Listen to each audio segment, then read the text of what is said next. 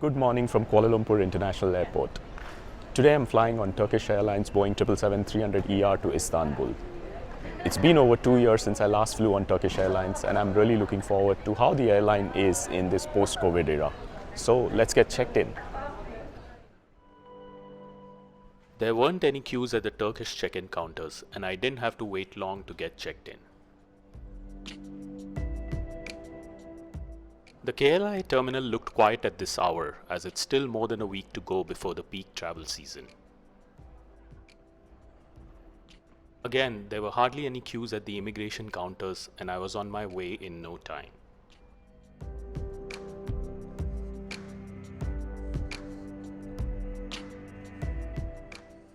Turkish Airlines invites its Miles and Smiles Gold members to the first class section of the Plaza Premium Lounge.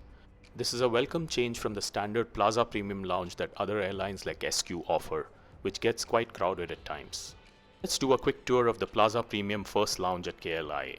The lounge is divided into two sections. The first one is a quieter seating area, while the second one is the noisier F&B area, which also has comfortable seating. There's also shower rooms available at this lounge. There's a limited selection of food and beverages on offer, including hot food options, snacks, and desserts.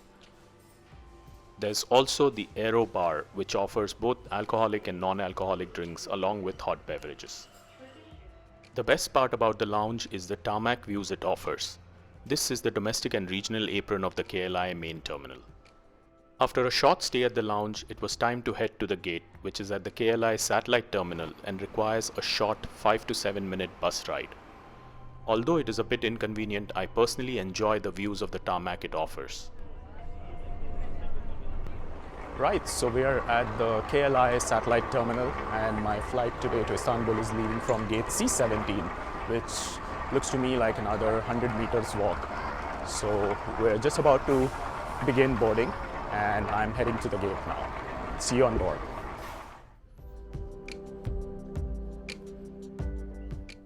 The gate area didn't look that packed, so I'm guessing it may not be a full flight today.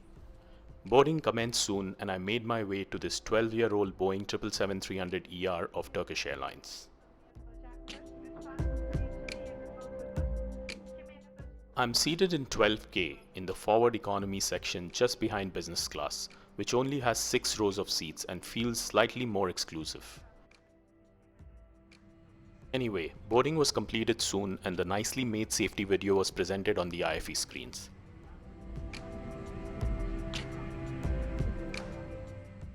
From the looks of it, the flight doesn't seem to be full at all.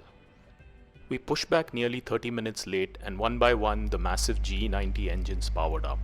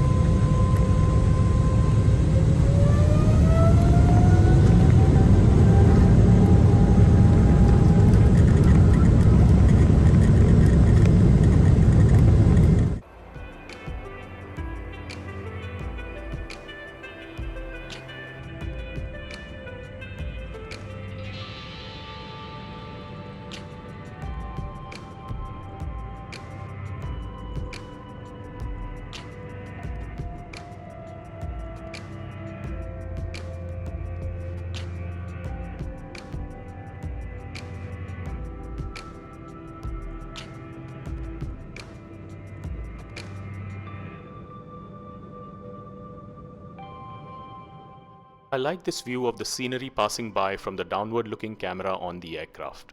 There are multiple camera angles available, although the resolution is not that high as compared to newer aircraft like the A350.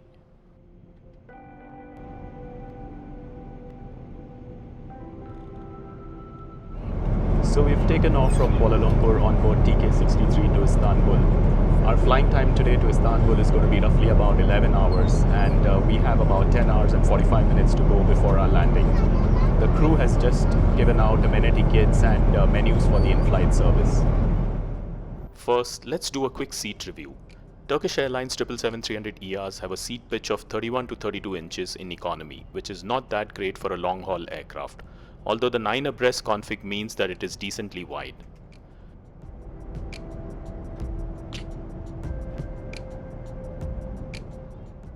The tray table folds out from below the IFE screen and is quite sturdy.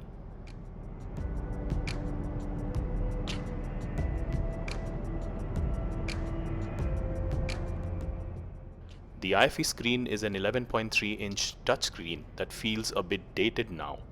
The touch sensitivity is not that great, and one often needs to try a couple of times to make it work.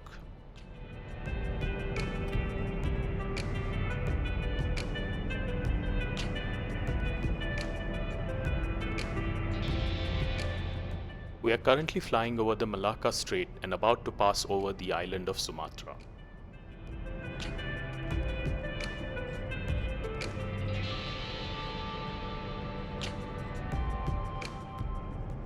There is a remote control for the IFE house below the screen, which is a much better way to control the system. There's also a USB port, a LAN port, and a video input port next to the screen.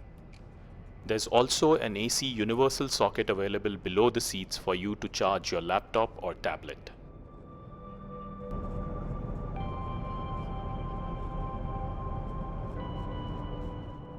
Turkish Airlines offers this nice amenity kit in economy class on long-haul flights, unlike Singapore Airlines that don't offer one even in premium economy on their ultra-long-haul flights to the US. The kit itself has amenities rivaling business class on certain airlines.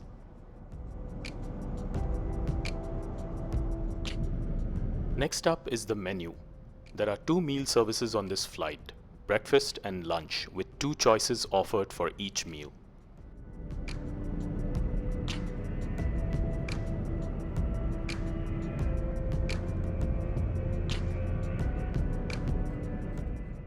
There's a decent selection of hot and cold beverages available, including wines and spirits. Breakfast was served around 45 minutes after departure, and I chose the mushroom and cheese omelette that came with sautéed potatoes and cherry tomatoes. It was served with a bread roll, some cut fruits, and assorted Turkish cheese. So the presentation of the breakfast looks good. Let's see how it tastes like.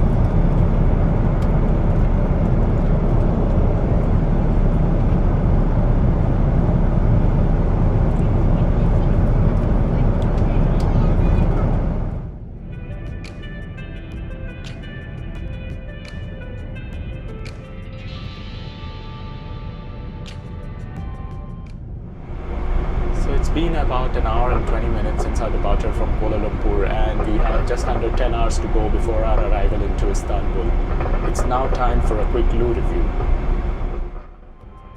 The restroom on this aircraft is nothing special, although the black paneling makes it look upscale. It's stocked with hand wash liquid, moisturizing lotion, and cologne mist.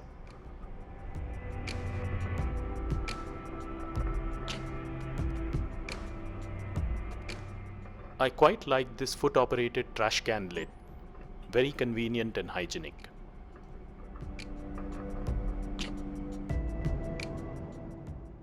As the forward section was not that full, I moved to a bulkhead aisle seat and decided to explore the IFE. The touchscreen is quite laggy and needs a few tries as mentioned before.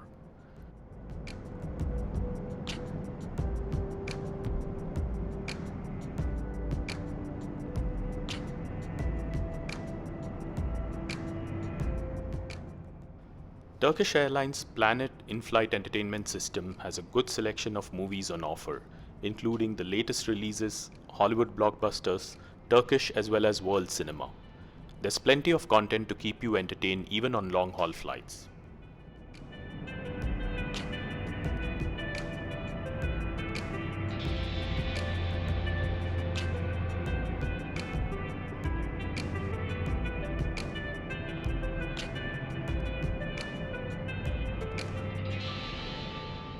There's a good selection of TV shows as well, including popular sitcoms, dramas, and Turkish series.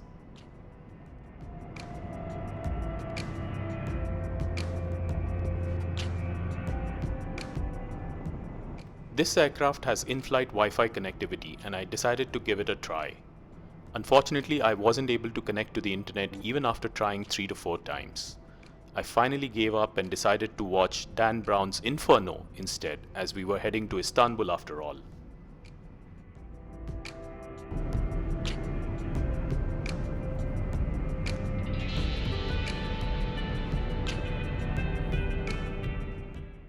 I managed to successfully connect to the internet as we entered Indian airspace, which was a bit strange since in-flight Wi-Fi is usually unavailable while overflying India.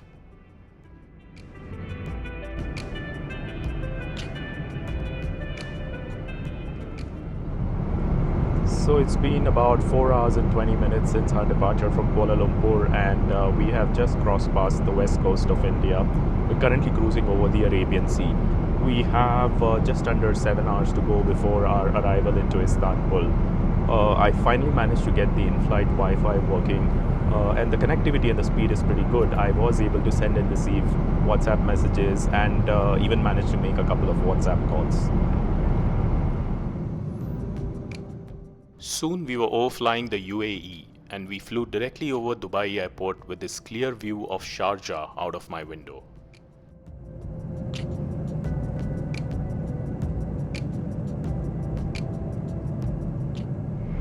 So we just passed over the city of Dubai and we are now cruising over the Persian Gulf. As we were passing over Dubai, I received a photo of our contrail passing over from my AV Geek friends there. A big thank you to the two esteemed Dubai gentlemen. You know who you are.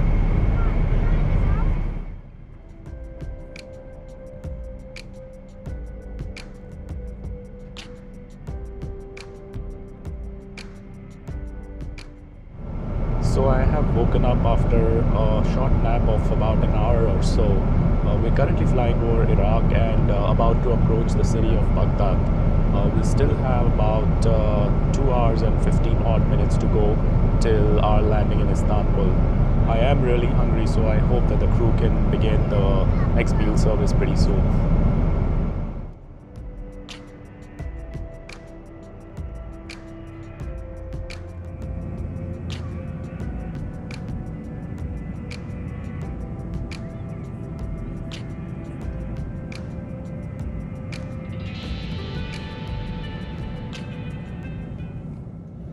After an unusually long gap of nearly 8 hours, lunch was finally served.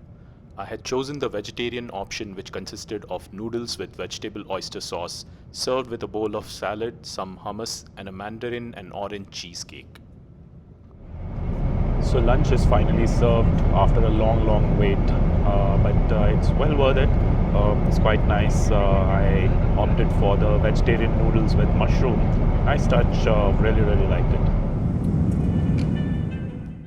We then hit the aviation highway to Europe, with frequent air-to-air crossings with planes heading to and from Europe. The highlight, of course, was this Emirates A380 on its way to Dubai, crossing just 1,000 feet above us.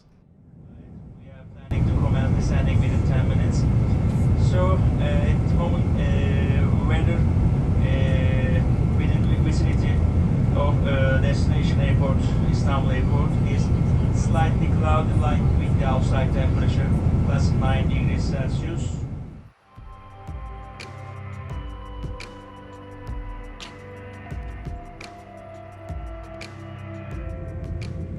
We soon lined up on our final approach from the Black Sea side, along with a company Airbus A350 on a parallel runway.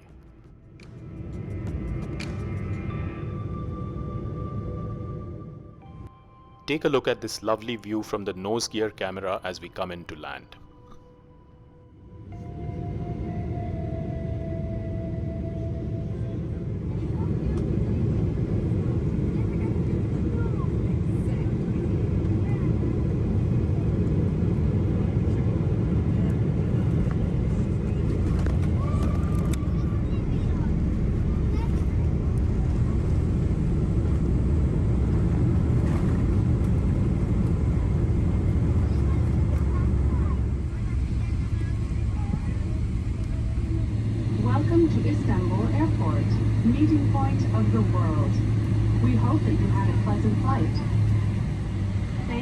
flying with Turkish Airlines, a member of Star Alliance.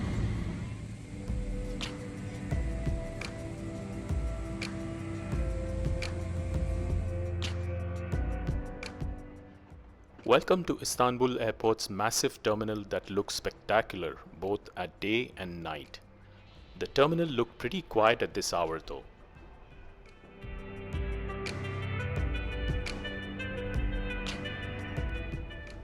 The arrival duty-free shopping area is quite large and you need to pass through it on your way to the baggage reclaim area.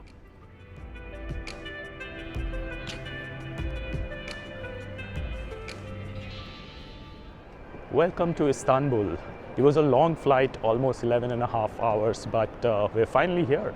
Hope you enjoyed this review of my Turkish Airlines flight from Kuala Lumpur. See you again on my next flight. Bye-bye.